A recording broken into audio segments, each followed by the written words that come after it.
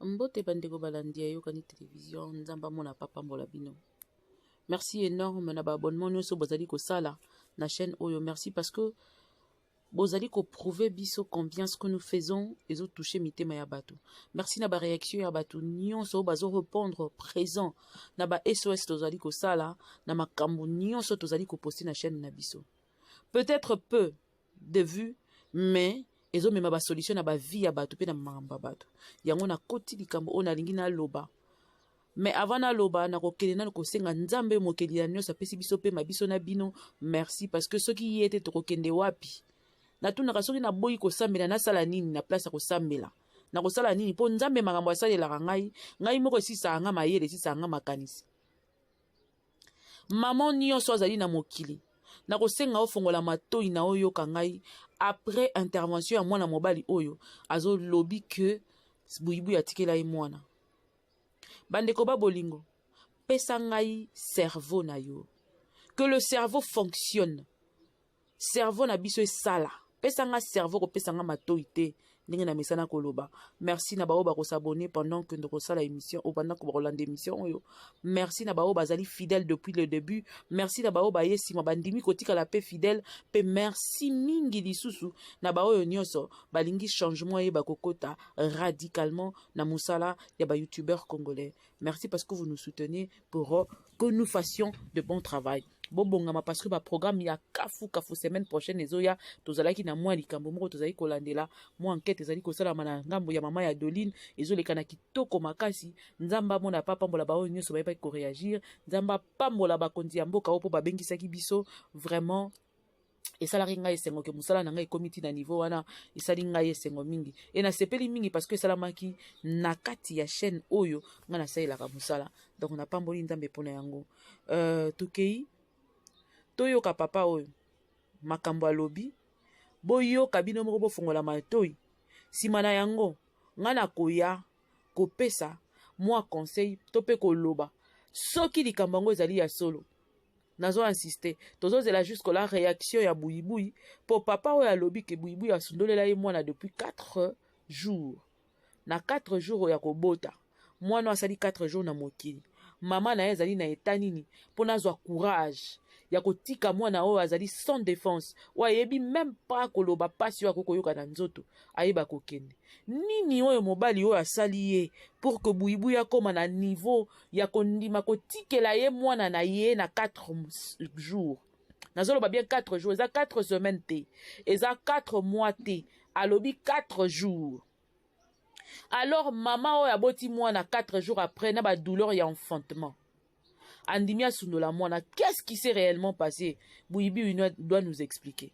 Est-ce que buibu na vie na ye mobimba mwana aboti eza kaka oyo to azali na bana mususu bana wana bazalaka na etani ni bazalaka wapi po bayebisi biso ete ebakata salaki ye surprise ndenge asalaka na ba émission alobi avandaka na cousine na ye bana ya buibui bazalaka na buibui tote. C'est vrai que c'est sa vie privée azali libre ya kobomba bana ne ye moko to ailleurs ndenge ya moni po ezali Kinshasa po na poto bakolukisa o bakoyeba ko gérer problème na wala monsieur kovandela ngo pe na garde à vue mais kasi ndenge ezali Kinshasa na kotika biso nyonso tokende toyoka mwana mobali o makambo alobi après koyoka ye nde na koya kopesa ba vie na ngai po na nini pourquoi comment nini elekanaki nini esalemaki ndenge nini andimi atika mwana ya 4 jours une si belle jolie fille comme ça azape ne longi na ezolo na emisu na esoki botali donc y a rien à dire comédienne na bino buibui y a rien buibui atikela ngai mwana natika bino na boyoka musima nango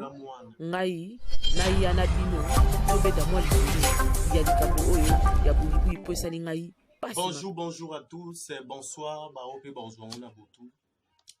Na lingika na pesa bino message moko pona artiste na bino, comédienne na bino, buibui.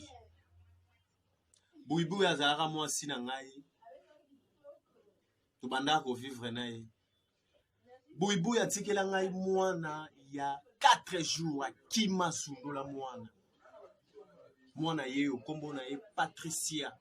Akima sundula mwana buibui artiste na bino comédienne buibui akima sundula mwana tikanga na mwana 4 jours na kolisi mwana yo akomi na 2 ans mwana ye 2 ans 2 ans c'est-à-dire nazoloba population ya Kim soki bokutani na boyibui bo pesa ye conseil aya kozwa mwana na ya kozongela mwana na ye parce que nga na bokoli ye déjà nayebi ke mwana ka déplace kota papa na kota mama aya bokola mwana na ye na boya ye te yende mutakima ngai na boya ye te mwana na ye yo kombo na ye Patricia très belle regarde ici très belle yango nazoloba boya tala mwana nda zwi ya kokani na ye makasi botala elongi na ye vraiment ya boui artiste na bino boui merci beaucoup message ekei boui ya kozwa ba responsabilité na yo ngai ex na yo nayebi ke tozalaka société mwana na oyo s'il vous plaît merci beaucoup papa na bana na mobali avana kota na boui po na kolokota pena bien malembe je crois que boyoki biso nyonso toyoki ensemble biso nyonso toyoki ndenge mwana mobali alobi na 4 mois na 4 jours nde boui atikaka mwana 4 jours ti abokoli mwana ti lelo 2 ans donc so tosali mwana wana aza na 2 ans lelo mwana wana botali na 2020 nga mpe tozala na bébé nanga na 2020 oh bien bon na na projet botiela kaka na mabondeli peut-être année prochaine mpe bokalaki ndingu mbala moko lokwa Cynthia Kapachi félicitations à elle aussi en passant voilà une mère qui prend ses responsabilités mais papa mwana azalaka ya mama na ya papa c'est vrai kosali part na yo en tant que mwana mobali mwana ya 4 jours ti 2 ans félicitations chapeau bas à toi po bapotopoto baboye mwana ngo mpe totali mwa santé eza quand même mwa bien donc pendo moni ayo pena makambo moni penza makambo ba mama bamonaka na butu fokola mokomelisa mwana biberon osala boye ozongisa boye yo osali yango je suis sûr kozalaki accompagné na mwa chéri moko boye à côté mais sikoyo nde obeteli biso ka mwa parti il faut zonga papa oya kobetela biso penza qu'est-ce qui s'était passé pour que boui asala bongo bien que tout ça là n'est pas une raison pour qu'une mère puisse abandonner sa fille pour qu'une mère puisse abandonner son enfant mwana te asengaki aya na mokili mwana te asengaki koya na mokili papa mama basalani baboti mwana badresaka nyama moto baedukaka ye bozoyoka papa na mama nde boyokanaki na bolingo na bino elekaki bino mungwa bolingo elekaki bino dose nde boboti mwana wana mais bui mwana azalaka mingi nde ya mama surtout soki azala nu mokie papa pe yeba ke mwana pe aza pe ya yo mpo na kongo bomonaka neti ke mwana azalaka ya papa yo mpe kobokola no mwana wana pe bien peti na suka esala yango mpe eloko te mais buyi akolekela biso en tant que mama nga lokola mwasi nakokoka te kokanga misu soki mwana nga aza esika oyo naoyeba kocomprendre te oyo na ana maîtrise te oyo naoyeba kokende si facilement te mais ndenge nini buyi azwi makasi mpe courage ya kotika mwana ya 4 jours donc nazo seno 4 jours moto oloko na ekauki bien te mwana wana pela donc aza penza bébé ya degré 00 eza lokwa na aza nanu aza presque na libumu donc buyi akoki mpe déjà kodepose zemi wana soki possibilité ya kodepose zemi ezalaki alinga adepose yango peu importe oyo elekani entre ye na mobali biso etali biso te mpo bamama babokoli bana na Kinshasa oyo baza ebele mobali kutu premier mois kaka ntango ayebisi mobali kendana na ze mobali atamboli ti na ndenge mwana akomi mokolo asisi na université tu dois savoir te sacrifier pour tes enfants basi ya Congo bakomi mitema mabe je dis bien soki eza bongo mpo tozozela buyi aya koexplike biso papa opa zonga aya koexplike biso qu'est-ce qui s'était passé pour makambo ekoma boye balingana ndenge nini ezalaki bolingo kosaleka ebebisi mwana to ndenge nini me nga ata eza kosaleka papa ata ezalaki tokutanaki nui moko soki yo omoni kozwa mwana te pardon toswana te tikelanga mwana toswana te yaya okotikelanga mwana na kobokola mwana nga na kosala mosala na ngai na kobokola mwana na ngai soki olingaki mobali wana te okoki kovanda te bosangana na ye du moment où ozwi déjà ondimi osangana na mobali se kolingaki ye ti ekomi na kobota mwana tu ne t'es même pas préservé jusqu'à donner un enfant c'est kozaki na confiance à mobali wana Pour ce que vous confiance, de se préserver. Et était dans ça, il faut te préserver. De se préserver. Moi, se préserver, et comme moi, c'est que quelque part, tu es entièrement responsable, Bouyi. Limbisanga ina lobano vérité. Entièrement responsable. Ce qui li solo, est à solo. J'insiste bien, ce qui li solo, est à solo. Oza mama mabe. Mama ko sundola mwana na ye ata mukolo moko te. To mona ka baba sasanga na kada bana na bango. Misusu o basundola bana na bango bakoma ko regretter lelo. Que soki na tangisaki mwana na ngai, soki na zwaki na salaki boye, soki na edukaki ye melelo aza kuluna te. Melelo passion na mwana na kikoko bo mena moni yango te to ki mukolo boye mwana sa sumaka musu ezate. Kitoko esilaka. Ya mwasi comme ya mobali kitoko esilaka. Mutako sote. Po yebisa nga ale makaba ya kala na ale makaba lelo so ba pesio ba nema te. Ba ndenge moko te. Po la kisa oke kitoko esilaka ya mwasi comme ya mobali esilaka. Alors kitoko ko sera bisoté jeunesse ko ça. Pour jeunesse ko ça so ba bêtise muso ko regrettant aussi. Bou il cherche à récupérer ton enfant. Moi na mwasi asenga kazala na maman pour en éducation. C'est vrai qu'il faut à la peine à maman, on a peine éducation. Mais je suis sûr que Bouya sera une éducation. Donc, Bunda pour moi, on a ozo moi, on a oboko là, eh. Là, monsieur, quand on a dit na 4 jours, on a recouvert, moi, on a persisté à piquer la zone. Olinga kaete pour nani.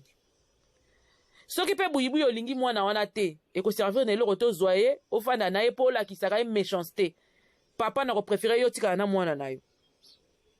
Pour ce qui maman, on a lingi, moi, on a té, tina niveau, rotika na 4 jours. Na 2 ans, est-ce que Bouiboui a trouvé déjà place ya ko limbisa pour andi maman na yemoko aboti? C'est ça la question que je me pose. Pour ceux qui a linga kaka mwana wana te, ça sert à rien bo pesa mwana wana papa. Boko la mwana nao. Mukolo moko okotatola. Soki Bouya moni ke mwana wana eza perte de temps pour aboti na pauvre.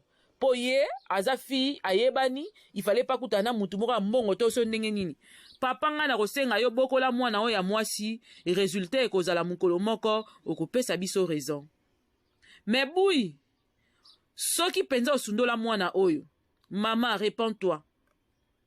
Répands-toi parce que okoko risque vie na mobimboza na problème nikolo kaka ya le fait ya kosundola mwana oyo. Po mwana oyo asenga yo aya na mokili te. Mwana wana te mutalongola o bilamba osanga na tata o po bobota yi. Non, bo permettre ngana zala na kitana no moi c'est. Quand tu te décides de faire ngana lo bango chaque jour, le jour où tu te décides de te déshabiller devant un homme pour vous mettre ensemble, faire un rapport sexuel. Dis-toi que tu as le risque d'avoir un enfant avec cette personne. Donc ceux qui déjà obani déjà ko sala yango na mutu.